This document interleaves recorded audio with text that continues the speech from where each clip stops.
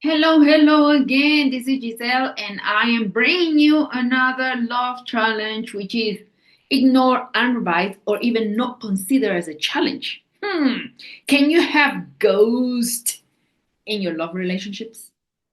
What would you consider to be a ghost in your relationship? A ghost that not just represents a challenge in your love relationship, but actually sabotages your love relationship. What do you think that would be? Okay, let's read. Okay, this is actually my second manuscript. This is the one that I presented to my wonderful editor. Oh, I'm so excited because we are progressing. We are progressing. Okay, straight to the challenge. Okay, ignore and revise. Challenge number 6 is the what could have been ghost. Yes, what could have been. All right. Maybe you too have experienced the unsolicited visit of the infamous what could have been ghost. Yes, the what could have been ghost knows how to whisper messages in your ears that can bring you back to your past even if you do not want to revisit it. Does this sound familiar? Let's make a pause here. And okay, you got to be very honest with yourself. If you are in a current love relationship or you just have exited a love relationship, and have you got into times where you just let your mind just wander, and then the wandering is all about what could have been if I did this, what could have been if he or she did this, what could have been if and if and if and if, and then you start torturing yourself, right? Okay, leave your comments below, make a pause on the video and leave your comments. Let's continue. Okay, and sometimes the worst happens when we do not filter that voice and act upon that sweet message, and we have to face the consequences. Can you relate to this? If you watched the previous video on love relationship challenge number 5, which is not knowing how to access your soul, I mentioned that how to actually you can tell if it's your ego talking to you and what to do to stop it. Right? Don't just follow through the first thought that comes to your mind because it may not be yours. Like in the case of these ghosts talking to you. I'm not talking about spooky ghost, a soul that disincarnated soul that is just wandering around. I'm not talking about that kind of ghost. Okay, just mentioning, clarifying. Okay, let's continue. It says, in the past, many times I heard the sweet and soft voice, thinking it was me saying things like, I wonder what could have been if he had gotten divorced and asked me to be together.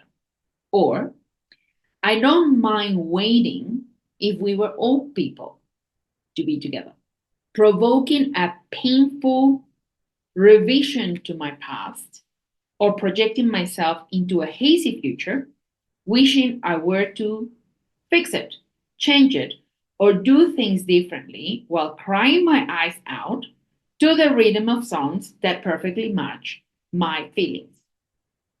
All these while creating a dent in my energetic body. All these, of course, while being utterly oblivious to what I was doing. Can you relate to this? We're going to make a pause here.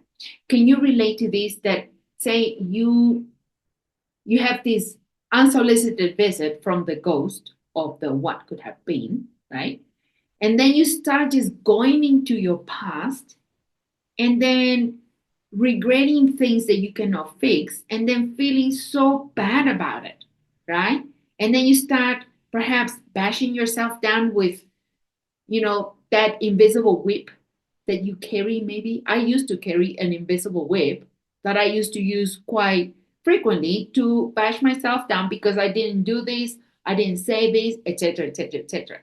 And that creates actually a lot of emotional turmoil, and it's actually quite exhausting. You have to think about the negative consequence, not just in your emotional well-being, but actually in your energetic well-being. something that you need to know is that an energetic dent can be created on your energy field or your etheric body. Okay. So you have to know about this. So you just don't go around just crying your eyes out thinking that nothing is going to happen. Okay. If you need to do that, then you need to take care of that energetic body. Okay. All right. Thank you. And let's continue. And it says, I had to suffer the consequences of this ignore unrevised challenge. Now I know I had to be pushed to the limit to become conscious and say, I had enough. Had enough is crucial to propelling you into making critical decisions. A common thread observed through my practice is that as long as individuals are comfortable bearing the intolerable, they prolong the situation, depriving themselves of the opportunity to get out of it and likely live a more desirable reality.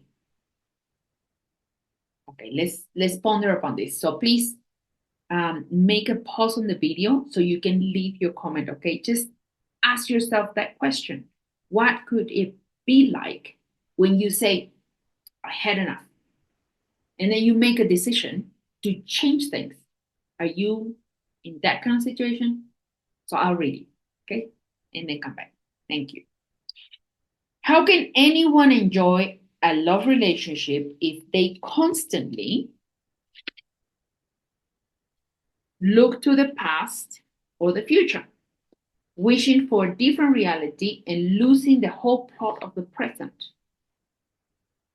If you are in such situation, here are a couple of questions to ask yourself and answer with all honesty. Number one, what are you terrified of? Number two, what do you think is holding you in your past or projects you to the future? Number three, can you revert your past, change it, or fix the future as you idealize it? So my suggestion is that since these videos are educational, I really want you to have a different perspective so that you can start making corrections if you need to, right?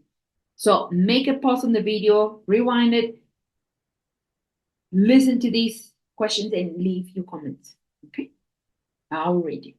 It's very important that you get these to the really core and the bottom so that you can make substantial changes. Okay. My answers to these questions were number one. So, what I was terrified of, and my answer was, even though I wish for a beautiful and fulfilling relationship, love relationship, the truth is that I was terrified of it unconsciously. I thought my love relationship would be as trouble as my parents and inevitably run the other way, concocting all sorts of foolish behaviors that ruin my relationships. Now I am glad I can prove it otherwise. Okay, so I was afraid of actually being in a loving relationship, right? And actually, I get to explain about behavioral patterns in the part one of the book. That later I will actually get to explain about that. Okay, but then please ponder upon yours. Okay, if you are afraid of love relationships, what would that be? Yeah. Now, my answer to question number two, which was, what do you think is holding you in your past or projects you to the future? My answer is, the simple answer is that it was ego, my own ego. And I will share more about how to break free from its clashes. Actually, that's on part two of the book.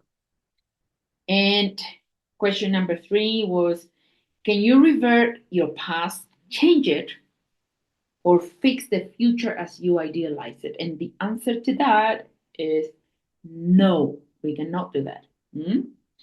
And isn't it absurd how we get hooked on thinking about it, even though we know it won't work? Yes. we get to do some really silly things and stupid things at times, actually, when we engage with that ego structure. That's why I really encourage you to learn about it. Okay. So this is about love challenge number 6. The what could have been ghost. I really hope that this information is coming to you at the right time, right place, and that you can make the most of it. You can really benefit from it. So please make sure that you are subscribed to the channel, the YouTube channel, and also that you have joined the Facebook fan page. Make sure that you like these two, and then just press on the button of so you can be notified, okay, when I post something, because then otherwise you will not know. Okay, so thank you so much, and I will see you on the next video. Big hug. Ciao, ciao.